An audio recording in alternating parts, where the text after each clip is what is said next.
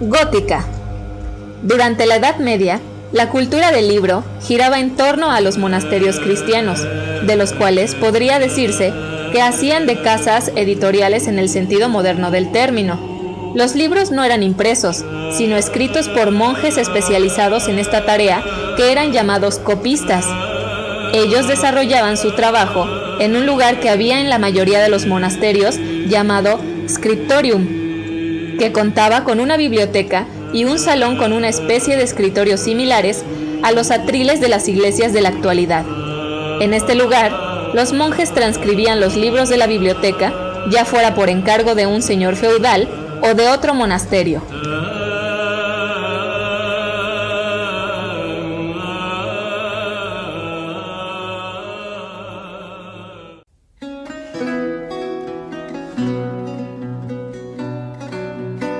Serif o romana. En el sur de Europa, la costumbre en la Edad Media era utilizar la minúscula carolingia junto a las mayúsculas cuadradas romanas, adaptadas de las inscripciones que se encontraban en las ruinas del Imperio Romano, tales como la columna de Trajano. Por tal razón, este estilo de escritura sirvió de modelo a los primeros impresores italianos para crear las familias tipográficas clásicas o con serifas y, como tal, se subdividen en las siguientes categorías. Humanístico o veneciano. Se conoce con este nombre a aquellos primeros tipos creados en Italia, poco después de ser inventada la imprenta. Imitaban la caligrafía italiana de la época. Asimismo, se llaman humanísticas aquellas fundiciones que, sin ser de la época, están inspiradas en ellas. Antiguos o romanos. Históricamente se denominan tipos antiguos a los que empleó Aldo Muncio en su imprenta veneciana a partir de 1495, y todos aquellos que se han confeccionado después, pero tienen influencias de estos o son adaptaciones posteriores. Al igual que las familias tipográficas humanísticas, tienen una gran influencia caligráfica, pero son más refinados, debido a que los talladores de matrices ya habían adquirido más destreza en la confección de piezas tipográficas, de transición o reales. Son del siglo XVII y pertenecen a la primera revolución industrial. La característica principal de estas es que en la misma línea entran varios caracteres. El ápice es en forma de gota y las minúsculas son más altas, en el caso de las humanísticas y las giraldas. Modernos. En 1784, Fermín Didot creó el primer tipo moderno.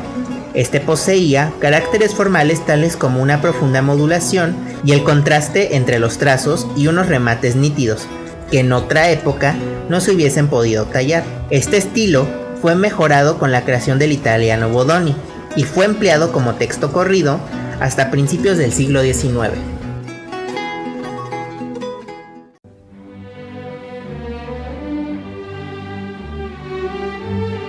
Slav serif o egipcias son aquellos de grandes remates.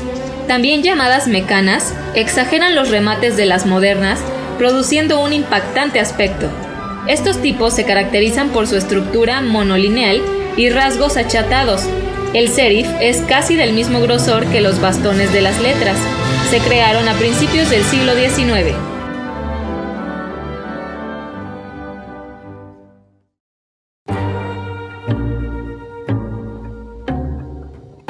Sans serif o palo seco.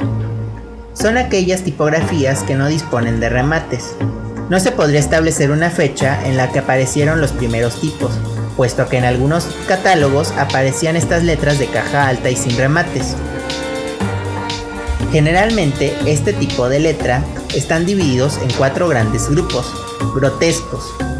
Son los diseños más antiguos. Neogrotescos.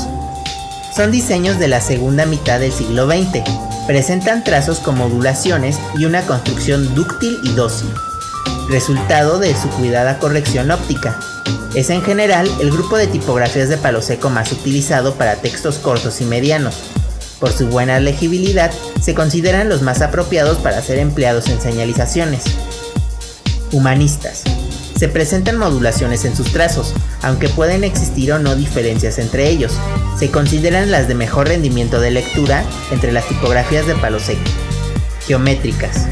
Como su nombre lo indica, Estos tipos de palo seco están basados en las figuras geométricas.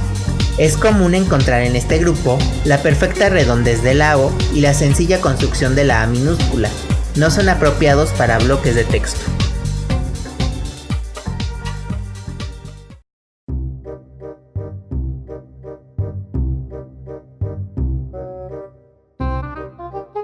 Decorativas. Son aquellas tipografías que comparten el estilo propio de una época o un lugar. Debido a sus formas tan características y su personalidad definida y concreta, son apropiadas para dar un carácter histórico o cultural a un diseño.